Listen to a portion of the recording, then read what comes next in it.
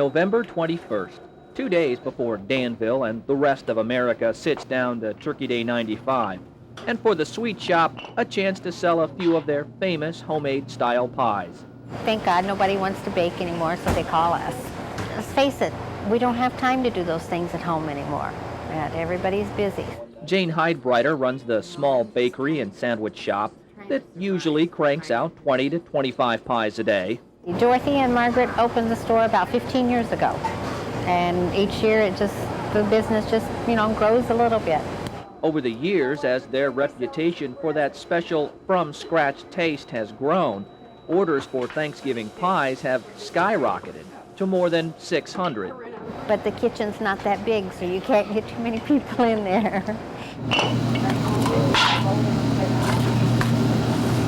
So for the regular staff of 6 pie makers, a new Thanksgiving tradition has been born, a 36-hour straight marathon baking session. Seems like it's never ending. We just go ahead and do whatever people want. We work as many hours as it takes to get everybody's pies out for Thanksgiving. Using an assembly line procedure Henry Ford would be proud of, Jane and her crew crank out the pumpkin, apple, mincemeat, and various cream pies, starting early on Tuesday making crusts, and then working nonstop through the night to fill them. The first pies will come out of the oven after midnight, and then they'll start making cream pies about 2 o'clock in the morning.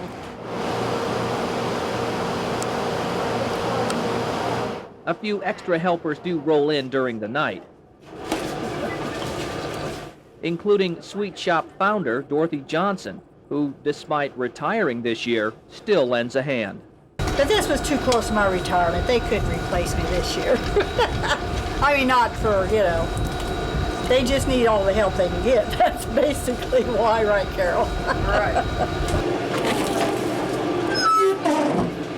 With the annual glut of orders, it would be easy for Jane and the crew to cut a few corners, go with processed, pre-made pie crusts, cheaper fillings, but that wouldn't be the Sweet Shop way. It's just the regular things that you would use at home in your own kitchen.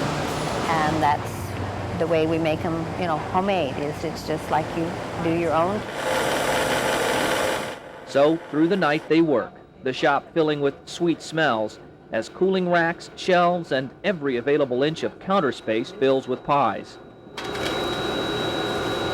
It's that challenge that, can we do as many as we did last year?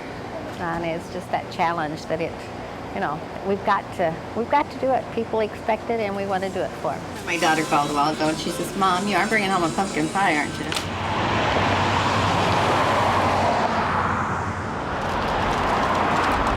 By the next morning, the pies have taken over the shop. Do you know what kind they were? I gotta think a minute. Pecan, apple, and... Orders are double-checked as weary bakers work on the last few racks of pie crusts. We were supposed to do 5 batches. Do you know how many Kathy had already done? And the pies find their way home to hundreds of Thanksgiving tables.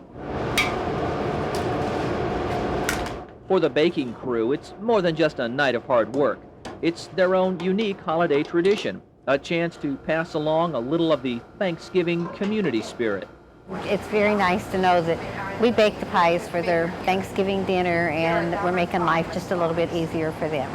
And after the 36-hour marathon, it's time for another honored tradition. And I used to go home and cook Thanksgiving dinner afterwards. The last couple of years, kids aren't home anymore, so no use in cooking. I'm going out to dinner.